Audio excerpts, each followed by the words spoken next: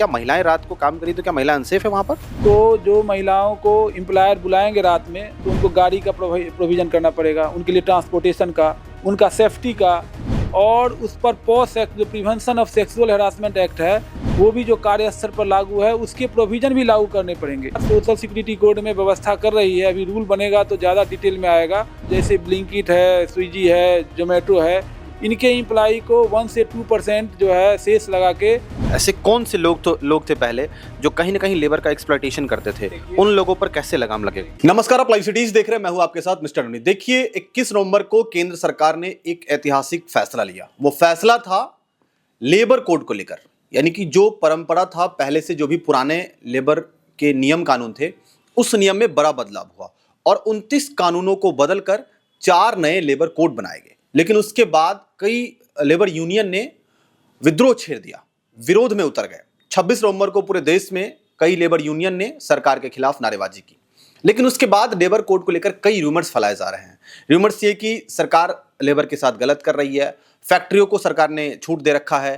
तो ऐसे में इन तमाम मुद्दों पर बातचीत करने के लिए आज हमारे साथ deputy chief labour commissioner Sachin sir हैं, और सचिन सर से बातचीत करेंगे कि क्या लग रहा है सर, जो सरकार ने ये फैसला किया लेबर कोड को लेकर, इसमें कई रूमर्स फैलाए जा रहे हैं, कई मिथ सामने आ रहे हैं। सबसे पहले तो ये बताइए कि कोड है क्या ये? देखिए 21 नवंबर 2025 में भारत सरकार ने जो नया 4 लेबर कोड लागू किया है, ये कोड ऑन वेजेज है, जिसमें minimum wages act, payment of wages act और इक्वल रिम्यूनरेशन एक्ट और पेमेंट ऑफ बोनस एक्ट को मिलाया गया है। तो कोड बनाने का ये मतलब था कि इसका कई सारे डिफिनीशन अलग अलग कोड में अलग अलग थे। तो डिफिनीशन को समराइजेशन किया गया है, सिंप्लीफिकेशन किया गया है, कोडिफिकेशन किया गया है, और इसको सबसे आसान किया गया है कि अब सारे कोड में एक ही डिफिनीशन होंगे तो लोगों को समझने में आसानी होगी। इसी के साथ जो वर्किंग कंडीशन, हेल्थ, सेफ्टी के लिए OSH कोड है, जिसमें फैक्ट्री एक्ट है, कॉन्ट्रैक्ट लेबर एक्ट है, building and other construction act है, इंटर स्टेट माइग्रेंट वर्कमैन है, तो इनको मिला के 13 एक्ट को मिला के OSH कोड बनाया गया है। फिर सोशल सिक्योरिटी कोड जो है, जिसमें आपका पेमेंट ऑफ ग्रेच्युटी एक्ट है, एम्प्लॉय प्रोविडेंट फंड एक्ट है, ESIC एक्ट है। तो 9 सोशल सिक्योरिटी जो लॉ थे पहले वाले, तो इनको सोशल सिक्योरिटी कोड में डाला गया है। और इसके बाद इंडस्ट्रियल रिलेशन कोड में industrial dispute act 1947, trade union act 1926 और स्टैंडिंग ऑर्डर एक्ट को शामिल किया गया। तो इस तरीका से जो पुराना 29 कानून था उसको 4 कोड में समाहित किया गया। अच्छा सर, क्या होगा अगर ये कोड अब बन गए, नए 4 कोड बन गए, जिस तरीके से लोग विद्रोह कर रहे हैं, कई लोग इसके खिलाफ रिमर्स फैला रहे हैं, अब मुख्यतः क्या क्या बदलेंगे देश में इस कोड के आने के बाद? लेबर को क्या फायदा होगा या कंपनी को क्या फायदा होगा, और जो लोग काम करते हैं किसी कंपनी में, किसी प्राइवेट फंड में, उनको क्या फायदा होगा? देखिए इसमें सबसे महत्वपूर्ण विषय ये है कि पहले जो मिनिमम वेजेज लागू था वो भी शेड्यूल एम्प्लॉयमेंट में लागू था कि इस शेड्यूल में काम करेगा, इस एम्प्लॉयमेंट में काम करेगा तभी लागू होगा। अब जब इवन कि EPFO भी शेड्यूल एम्प्लॉयमेंट में लागू था, लेकिन गवर्नमेंट ने एक बहुत ही साहसिक ऐतिहासिक कदम भारत सरकार ने उठाया है, जिसके लिए भारत सरकार के माननीय प्रधानमंत्री और श्रम मंत्री हम आभारी हैं, और हमारे जितने कामगार वर्ग के लोग हैं, क्योंकि उन्होंने वेज कोड का प्रोटेक्शन सभी वर्करों के लिए लागू कर दिया। अब 100% वर्कर, जो पहले 30 से 35% वर्कर थे, वो अब 100% को वेज प्रोटेक्शन दिया गया है। अगर आप अब का लेट पेमेंट हो रहा है, डिले पेमेंट है, पेमेंट में डिडक्शन है, तो आप वेज कोड के अंतर्गत अपना ग्रीवांस जो है दाखिल कर सकते हैं। जैसे अभी सेंट्रल गवर्नमेंट में अभी समाधान पोर्टल बनाया गया है, तो समाधान पोर्टल पर शिकायत दाखिल की जा सकती है। तो इसी तरीका से राज्य सरकार में भी, जो राज्य सरकार के अपने बिहार में श्रम अधीक्षक का ऑफिस है, जिला स्तर पर, ब्लॉक स्तर पर उनके लेबर इन्फोर्समेंट ऑफिसर हैं, फिर प्रमंडल स्तर पर डिप्टी लेबर कमिश्नर हैं, और यहाँ राज्य स्तर पर नियोजन भवन है। तो संबंधित जो श्रम अधिकारी हैं या श्रमायुक्त हैं, उनके पास राज्य सरकार और केंद्र सरकार केवल केंद्रीय स्थापना को देखती है। जो ये ऑफिस है, जो ये ऑफिस जो चीफ लेबर कमिश्नर सेंट्रल के अंतर्गत काम करती है, तो इनका दायरा केवल केंद्र सरकार के ही एस्टेब्लिशमेंट का है, और बाद बाकी जो एस्टेब्लिशमेंट है उनका राज्य सरकार देखती है। तो वर्कर को इतना बड़ा कवर दिया गया है वेज प्रोटेक्शन का। अब किसी भी काम में कोई काम करता है, सबके लिए न्यूनतम मजदूरी लागू होगी। एक floor level wage central government तय करेगी, उससे कम आप रेट दे नहीं सकते हैं। और आपका full and final payment, full और फाइनल अगर आपको हटा दिया जाता है तो वेजेज पार्ट आपको 2 दिन के अंदर आपको फुल एंड फाइनल पेमेंट दिया जाएगा, ऐसा वेज कोड में प्रोविजन है। 7 दिन के अंदर आपको वेजेज का पेमेंट होना ही होना है। तो ऐसे कई सारे लाभकारी जो है श्रमिक भाइयों के लिए किया गया। ESIC EPFO को सभी जिला में लागू कर दिया गया है, पहले ये सभी जिला में नहीं लागू था। अब हैजार्डस इंडस्ट्री है तो एक भी वर्कर के लिए ESIC एक्ट लागू है, और वॉलंटरी बेसिस पर अगर कोई एम्प्लॉयर चाहे, उनका अगर 10 वर्कर नहीं भी है तब भी वो ESIC के मेंबर बन सकते हैं। EPFO में अगर 20 मेंबर नहीं भी है फिर भी वो अगर अपने एम्प्लॉय को देना चाहें EPFO का फैसिलिटी तो दे सकते हैं। तो सरकार ने जो यूनिवर्सलाइजेशन किया है वेज कोड का, तो वेज प्रोटेक्शन किया है, इसके दायरे में सभी लोगों को लाया है। अभी आपको गिग एंड प्लेटफॉर्म वर्क, अभी जैसे जानते हैं कि एम्प्लॉयमेंट का नेचर बदल रहा है, टेम्पोररी एम्प्लॉयमेंट हो रहा है, तो उनके लिए भी सरकार सोशल सिक्योरिटी कोड में व्यवस्था कर रही है। अभी रूल बनेगा तो ज़्यादा डिटेल में आएगा। उसमें जो जैसे ब्लिंकिट है, स्विगी है, जोमेटो है, इनके एम्प्लॉय को 1 से 2% जो है सेस लगा के इनके लिए सोशल सिक्योरिटी बनाने का प्रावधान सोशल सिक्योरिटी कोड में किया जाएगा। तो कई सारे प्रोविजन वेलफेयर के किए गए हैं। पहले मजदूर को जो हटाया जाता था इंडस्ट्रियल रिलेशन कोड में, या एम्प्लॉय को हटाया जाता था, तो एम्प्लॉय को नोटिस पे देना होता था और 15 दिन का वेजेज देना पड़ता था हर 1 साल के एवज में। अब एक नया री स्किलिंग फंड के अंतर्गत अलग से 15 दिन का और वेजेज देना होगा री स्किलिंग फंड में। अभी अपॉइंटमेंट लेटर को कंपलसरी किया गया है कि आप किसी को रखते हैं, इवन कॉन्ट्रेक्चुअल अपॉइंटमेंट भी रखते हैं तो अपॉइंटमेंट लेटर कंपलसरी है। 40 बरस का से ऊपर लोगों के लिए मेडिकल एग्जामिनेशन कंपलसरी किया गया है, क्योंकि आपको पता है कि लाइफ स्टाइल डिजीज काफ़ी अभी हो रहा है। तो लोग सतर्क हो जाएं, हमारे जो एम्प्लॉय हैं वो सतर्क हो जाएं कि 40 बरस के बाद। तो इसके लिए गवर्नमेंट एम्प्लॉयर के कॉस्ट पर गवर्नमेंट ऐसी प्रोविज़न रख रही है कि उनका मेडिकल चेकअप हो जाएगा, और सेफ्टी के स्टैंडर्ड को इंटरनेशनल स्टैंडर्ड का किया गया है, क्योंकि किसी भी एम्प्लॉय का जान का बहुत कीमत होता है। तो सेफ्टी कमेटी जो पहले 1000 वर्कर पर होता था उसको 500 वर्कर पर किया गया है। जो बिल्डिंग अंडर कंस्ट्रक्शन एक्ट है, बिल्डिंग वर्कर के लिए, जो कंस्ट्रक्शन वर्कर के लिए, उसके 250 वर्कर पर ही सेफ्टी ऑफिसर का प्रोविज़न किया गया है। माइंस में 100 वर्कर के लिए किया गया है। महिलाओं को रात में काम करने की आज़ादी दी गई है। मैं महिलाओं को लेकर रुका हुआ था कि महिलाओं को लेकर एक र्यूमर है कि महिलाएं रात में काम करेगी तो महिलाओं को अनसेफ इन्वायरमेंट में काम करने के लिए सरकार ने नियम बनाया है, ये र्यूमर फैलाया जा रहा है। क्या महिलाएं रात को काम करें तो क्या महिला अनसेफ है वहाँ पर? देखिए, कोड में प्रोविज़न किया गया है, रूल में भी प्रोविज़न किया जा रहा है कि महिलाओं को एम्प्लॉयर बुलाएंगे रात में तो उनको गाड़ी का प्रोविज़न करना पड़ेगा, उनके लिए ट्रांसपोर्टेशन का, उनका सेफ्टी का, और उस पर पॉस एक्ट जो prevention of sexual harassment act है वो भी जो कार्यस्थल पर लागू है उसके प्रोविज़न भी लागू करने पड़ेंगे। तो जो एम्प्लॉयर रात्रि में महिला को बुलाते हैं उनको इन तीनों प्रोविज़न को उनको ध्यान रखना होगा।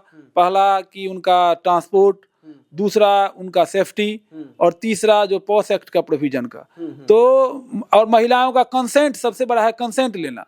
तो जब ये महिलाओं पर है कि कंसेंट भी जब उनका लिया जाएगा तो ये है। अच्छा, कई बार होता है कई लेबर से काम करवा लिया जाता है, फिर उनको वेजेस नहीं दी जाती है, भगा दिया जाता है।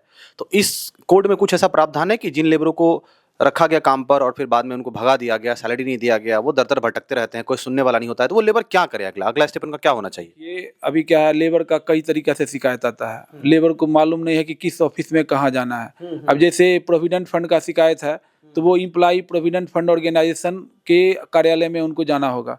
जैसे अभी रीजनल प्रोविडेंट फंड कमिश्नर का ऑफिस मुजफ्फरपुर में है, भागलपुर में है, पटना में है, या ESIC का ऑफिस जो उनके सोशल सिक्योरिटी ऑफिसर बैठते हैं, या असिस्टेंट डायरेक्टर, डिप्टी डायरेक्टर बैठते हैं, जो उनका मेडिकल क्लेम का वो वहाँ तब जाएंगे ना जब वो रजिस्टर्ड एक एम्प्लॉय होंगे, उनको ऑफर लेटर मिला होगा काम करने के लिए। मैं वैसे नहीं, अनऑर्गेनाइज लेबर की बात कर रहा हूँ। क्या इस लॉज में कोई अनऑर्गेनाइज लेबर को लेकर बातें? अच्छा सवाल उठाया। देखिए, अभी भी मजदूरों के लिए प्रोटेक्शन अभी भी है। मिनिमम वेजेज एक्ट में अगर एक भी मजदूर है, कहीं काम करता है, उनको मजदूरी नहीं मिलता है, तो न्यूनतम मजदूरी कानून के अंतर्गत श्रम विभाग से संपर्क करेंगे। अगर राज्य सरकार का स्थापना है, जैसे प्राइवेट कोई कंपनी है, प्राइवेट दुकान है, तो वो संबंधित श्रम अधीक्षक से संपर्क करेंगे। केंद्रीय सरकार के स्थापना में या केंद्रीय सरकार के किसी भी स्थापना में, जैसे रेलवे है, BSNL है, और NTPC है, IOCL है, तो इसके कॉन्ट्रैक्टर के यहाँ काम करते हैं, तो केंद्र सरकार के जो लेबर कमिश्नर हैं उनके यहाँ वो अपना शिकायत दाखिल कर सकते हैं। एक भी वर्कर है तो वेज कोड एक भी वर्कर पर लागू है। ये जो वेज कोड बनाया गया है इसमें कोई थ्रेशोल्ड नहीं है। जैसे ESIC एक्ट में 10 वर्कर पर लागू है, EPFO 20 वर्कर पर लागू है, लेकिन वेज कोड जो है जिसके अंतर्गत इक्वल रिम्यूनरेशन एक्ट है और ये पेमेंट ऑफ वेजेज एक्ट को समाहित किया गया है या मिनिमम वेजेज एक्ट के प्रोविजन को किया गया, एक भी वर्कर प्रोटेक्टेड है। और हमारे यहाँ केंद्र सरकार की स्थापना में आप समाधान पोर्टल पर अपना शिकायत, लेकिन उसमें आपको ये ध्यान रखना होगा कि एम्प्लॉयर का भी डिटेल देना चाहिए और कहाँ काम कर रहे हैं, क्योंकि अधिकतर कंप्लेन अधूरा आता है जिसमें एम्प्लॉयर का कोई डिटेल नहीं रहता है, कहाँ काम कर रहे हैं उसका डिटेल नहीं रहता है, अपना भी डिटेल नहीं देते हैं। तो सारा डिटेल लेके, और जो स्टेट गवर्नमेंट का शिकायत वो स्टेट गवर्नमेंट के श्रम अधीक्षक के कार्यालय में या जो स्टेट गवर्नमेंट के लेबर कमिश्नर है उनके यहाँ, EPFO का शिकायत है तो EPFO के ऑफिस पर, ESIC का शिकायत है तो ESIC के ऑफिस पर। मतलब सर आप ये कह रहे हैं कि अब जो है लेबर अपने आप को सेफ फील करे इस लॉज के आने के बाद, यही कह रहे हैं आप? हाँ, यस, यही कर रहे हैं कि देखिए जागरूकता का थोड़ा अभाव सब पहले से भी था। अभी क्या था कि जागरूकता के अभाव के कारण लोग जो है, जैसे कि जब शिकायत है स्टेट गवर्नमेंट का और केंद्र सरकार को लिखे जा रहे हैं, एक बार नहीं 3-3 बार 4-4 बार लिख रहे हैं, उनको पता ही नहीं प्रोविडेंट फंड का शिकायत है और लेबर कमिश्नर के ऑफिस में लिख रहे हैं। तो उनको है कि जो 3-4 ऑर्गेनाइजेशन अलग अलग ऑर्गेनाइजेशन है तो उनका सबका काम बटा हुआ है। तो थोड़ा हमारे जो श्रमिक भाई हैं उनको ये भी जानकारी होना चाहिए, और इस कोड के अंतर्गत उनका वेज को प्रोटेक्ट किया गया है। फिर एक सोशल सिक्योरिटी भी प्रोटेक्ट किया गया है, जैसे कि ESIC एक्ट के कवरेज में सभी को लाया गया है, सभी जिला को लाया गया है और हैजार्डस इंडस्ट्री को लाया गया है। तो इससे उनका स्वास्थ्य को भी सुरक्षित देने का काम किया गया है। EPFO का भी दायरा बढ़ाया गया है, शेड्यूल इम्प्लॉयमेंट हटाया गया है, तो सोशल सिक्योरिटी प्रोटेक्शन भी हुआ है। और इम्प्लॉयमेंट प्रोटेक्शन की बात है कि अगर किसी को कोई हटाता है तो 15 दिन का वेजेज देना है प्रत्येक साल के लिए और नोटिस पे देना है। अगर उसका काम एग्रीमेंट पूरा होने के बाद हटाता है तो वो रिट्रेचमेंट के डिफिनीशन में नहीं आता है, लेकिन अगर बीच में ही हटा देता है तो छटनी भत्ता और नोटिस पे देने का वो एम्प्लॉई हकदार है। तो आप सर ये कह रहे हैं कि अब इस लॉज के आने के बाद से अब तमाम लेबर को कहीं ना कहीं वो सिक्योरिटी मुहैया होगी और एक लेबर सेफ इन्वायरमेंट में काम कर पाएंगे। लेकिन सर असर किस पे पड़ेगा इस लॉस का? ऐसे कौन से लोग थे पहले जो कहीं ना कहीं लेबर का एक्सप्लॉयटेशन करते थे, उन लोगों पर कैसे लगाम लगेगा? ये अभी क्या है कि सरकार ने वेजेज का डिफिनीशन सुधारा है। वेजेज के डिफिनीशन में क्या है कि आप बेसिक 50% से कम नहीं कर सकते हैं। तो उससे क्या होगा कि वर्कर जो एम्प्लॉई हमारे भाई हैं जो फिक्स जो एग्रीमेंट करके जैसे कि लोग काम करते हैं, उनका ग्रेचुटी जो है फिक्स टर्म एम्प्लॉई का 1 साल के बाद ही वो एलिजिबल हो गए। 1 साल के बाद उनका फिक्स टर्म एम्प्लॉई का ग्रेचुटी मिलेगा। जो कारखाना में लोग काम करते हैं पहले 240 दिन काम करते थे, तब उनको 20 दिन का छुट्टी दिया जाता था, लेकिन अब वो 180 दिन ही काम करेंगे तो फैक्ट्री के अंतर्गत एनुअल लीव विथ वेजेज के वो हकदार होंगे। और जैसा कि आप बता रहे हैं कि उनका ग्रेचुटी ज़्यादा मिलेगा, उनका PF ज़्यादा कटेगा, क्योंकि सब कुछ वेजेज पर है निर्भर। पहले एम्प्लॉयर क्या करते थे कि बहुत कुछ फिक्टिटियस पेमेंट दिखाते थे कि ये भत्ता वो भत्ता, लेकिन अब क्या है बेसिक उनको 50% रखना पड़ेगा।